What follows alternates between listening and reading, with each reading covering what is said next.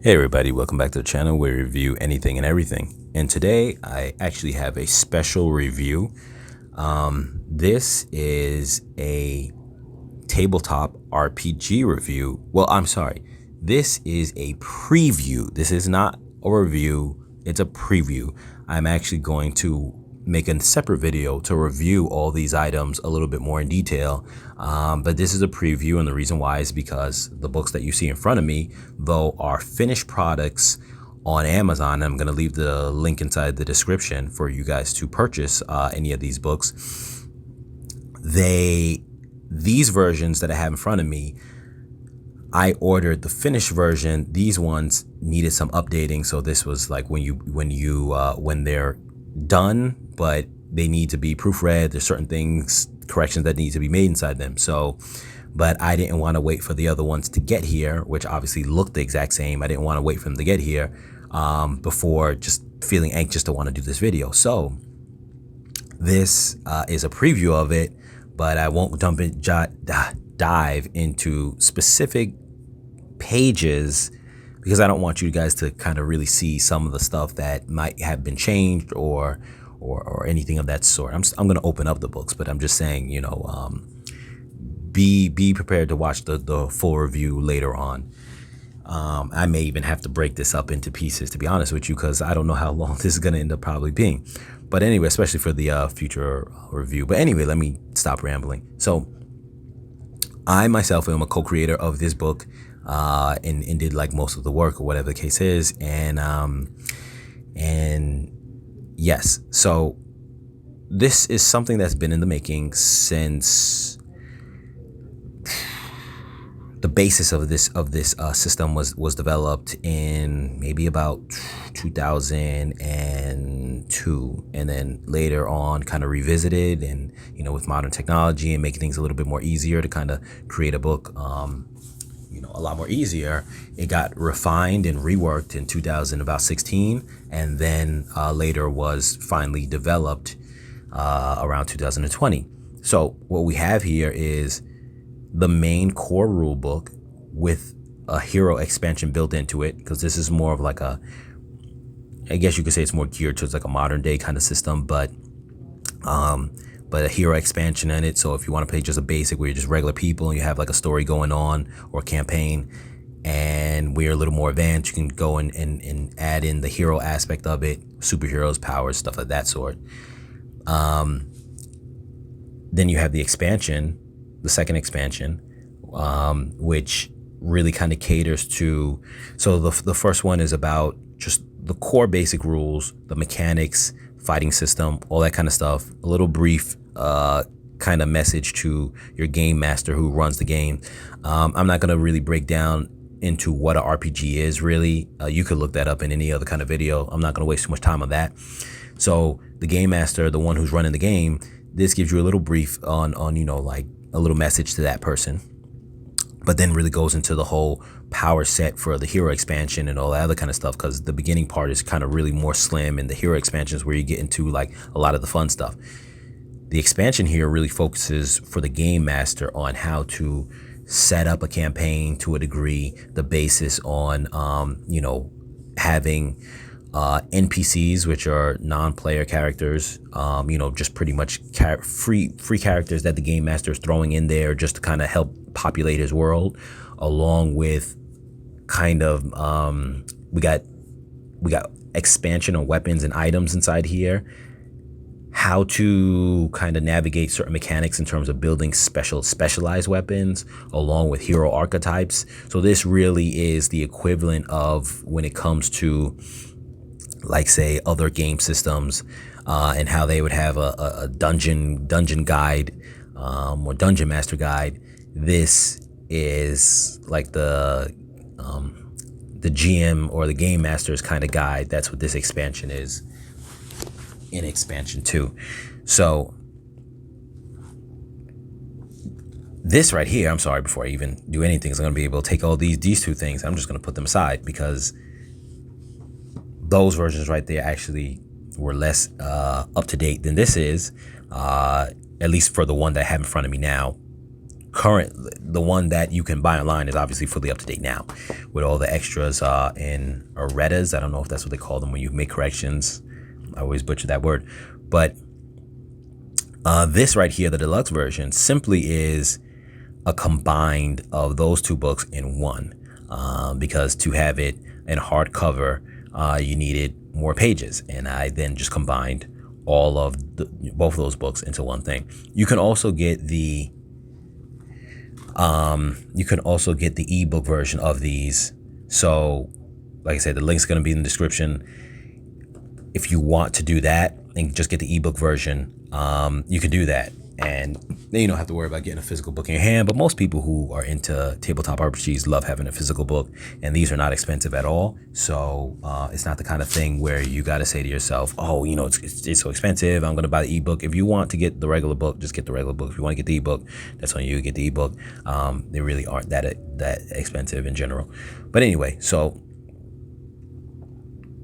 hold on, I got a couple of scrap paper I had inside this book because I was actually doing mock battles with characters I made. So here, like I said, starting off into the system, we'll brief through a little bit of it here. Just gives you an introduction on what an RPG is for those people who don't know. So that's the kind of thing you'll jump into. Now, granted, and I want to say in advance, let's pull the camera in a little bit so you can see a little bit better detail, here we have our chapters here of all the chapters combined with both books. And we'll just run through the chapters real quick. Introduction, getting started, game rules, game master, a little briefing on what the game master is and whatnot. Now you are ready. That would normally be the ending part on the first book, the core book.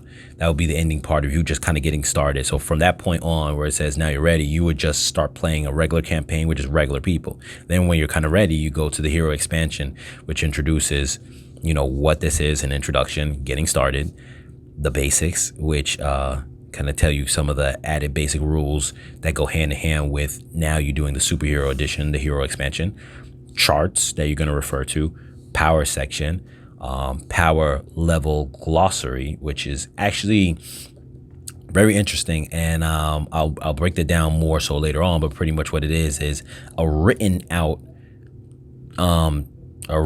description of what some of these power levels actually mean, rather than just having a generic number and you trying to wonder what does that mean. It actually says, okay, someone within this ballpark range, this is what it means. This is what level of power they have. And I'll show a picture of that later and you'll kind of understand what I'm saying.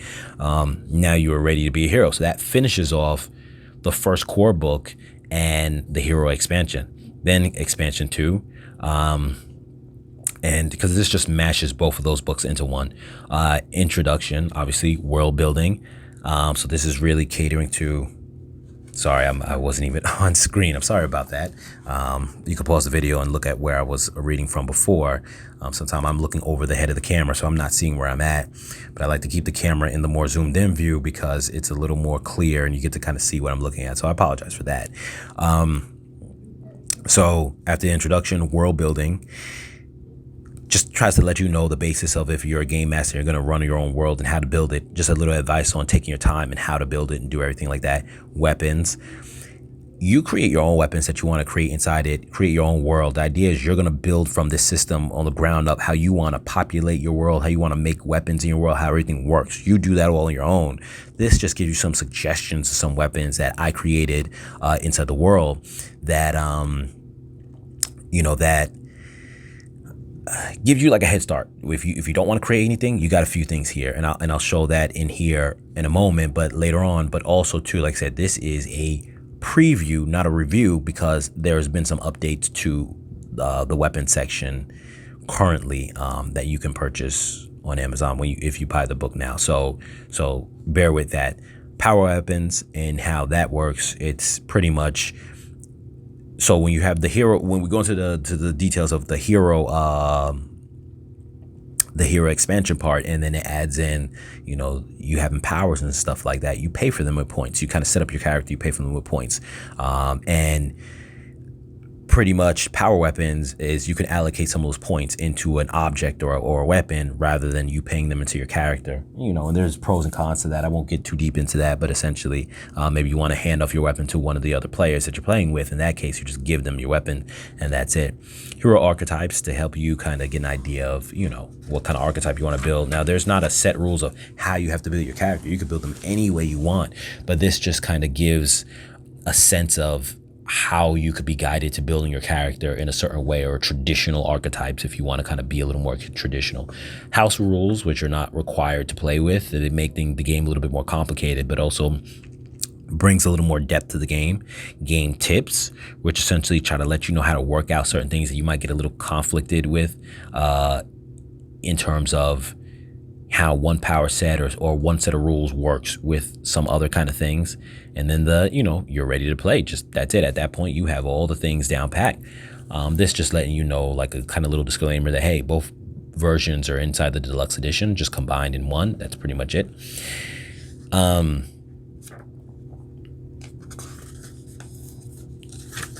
So going through all the chapters, pretty much this system is using, and we don't have photos inside this book really like that. Maybe at some point it will get an update where it has that, but wanting to get the system to you guys as soon as possible. There really aren't any photos other than this, a picture of dice. But what's interesting here, and this is the normal kind of package set of dice that would come with most D20, that would be used in most D20 games. This has all those dice. It's usually a set of 7. I recommend that you buy maybe more than one set of this, or you can actually use an app on your phone that would have, dice rolling capabilities, and you can do that, a dice roller app. But essentially, it lets you know that you're playing the system, and this system uses the base, or the core of this system is using a D100, which is 2 10-sided dice, which equate to 1 to 100. And that's the core for your battle system, and you doing what you're doing in terms of fighting and things of that sort. Game rules, basics really come down to your turns. Your turns are so the way it goes, you go around the table, you have you and your other people, your other players there, and you just kind of go one at a time, similar to a board game where you go around the table.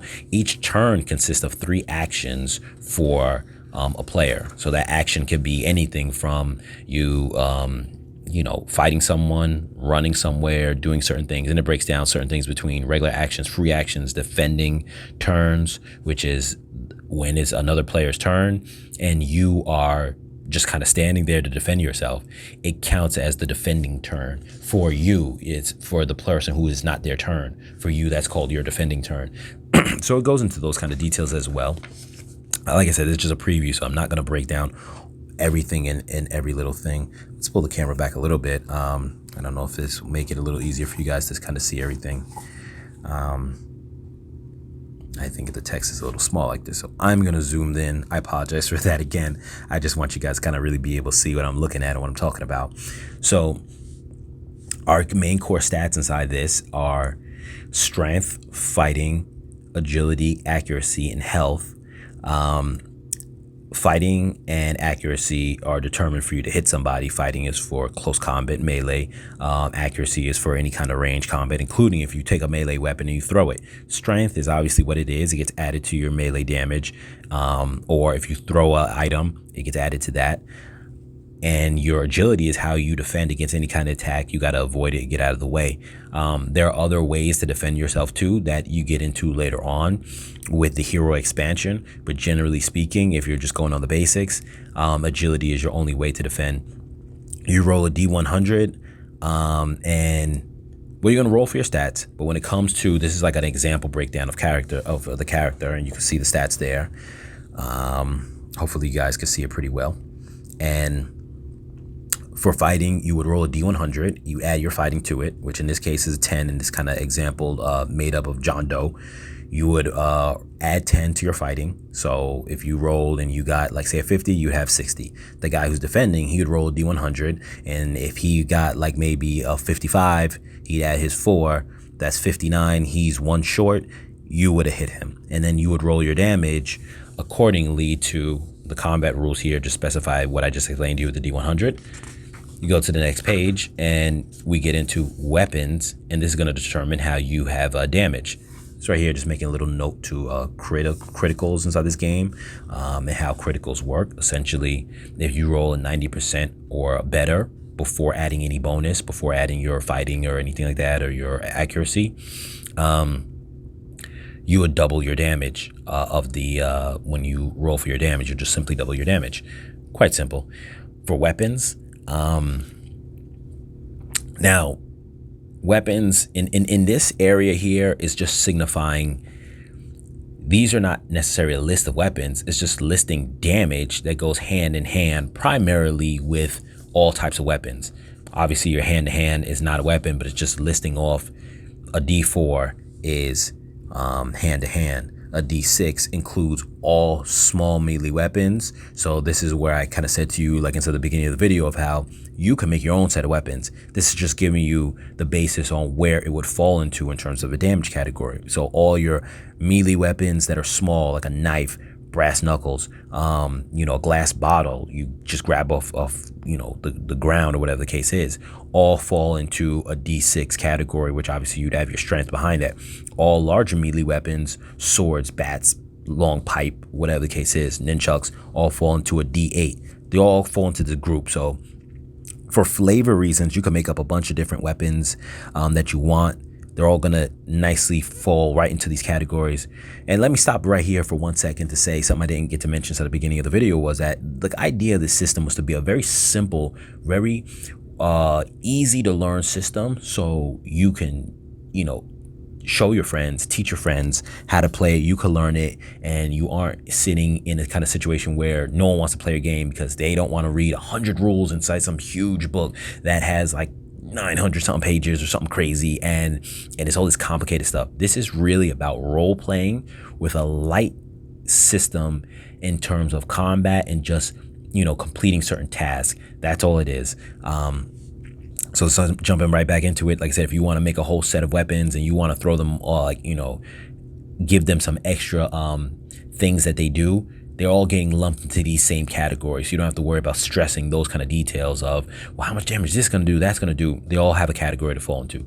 A bow and arrow goes into the D10 slot. You'll roll a D10 for that. D12 is all small firearms. Now, this means that you're not obviously adding strength to these. This is just straight up their own damage, where these kind of items here, if you threw them, you would add your strength to them. So if you got a strength of 2 and you throw a knife, which you're doing a D6, you might get somewhere between 3 damage and 8 damage, where you shoot somebody with a small firearm, you're just doing from 1 to 12 damage. So, and that gives a dynamic too of that you can have more damage done with the firearm, but it's a lot more variable. And that's going to come into play also when we get into the superhero expansion, about certain damages are more beneficial or less beneficial based on, some have more variance but have a higher damage output potentially, and other things are a little more consistent but have a lower damage output.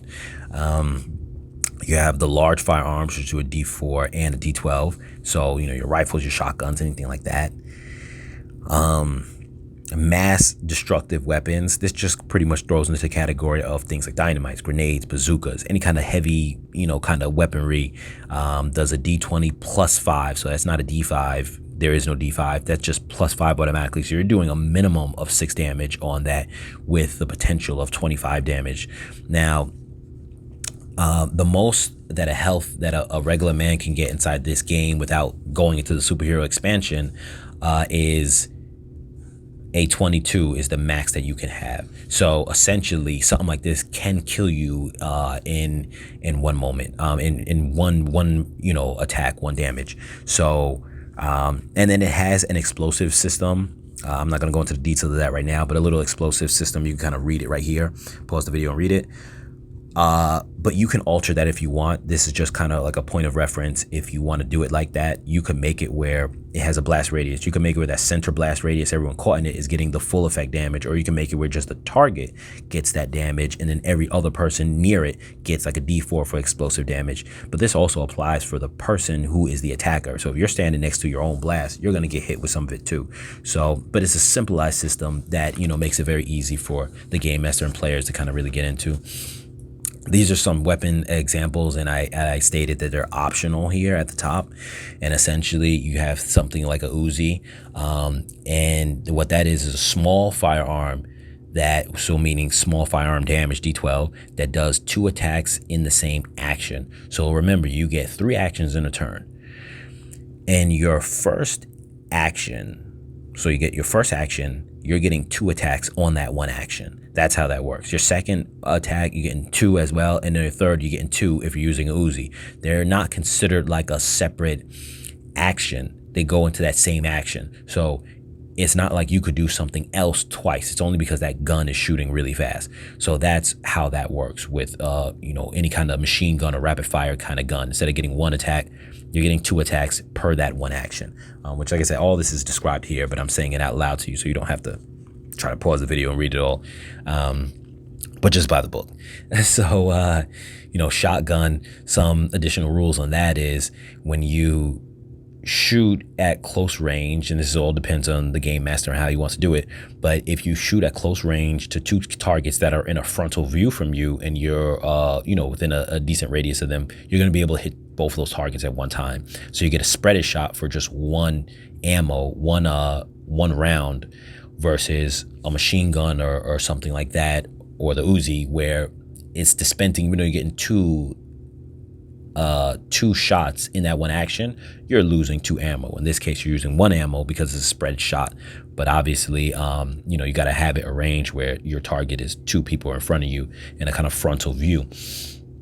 It also has the benefit of that if you roll a 1, all 1s automatically get turned into a 2, because a shotgun is pretty damaging. Now, it's not an over the top or an OP kind of setup where it's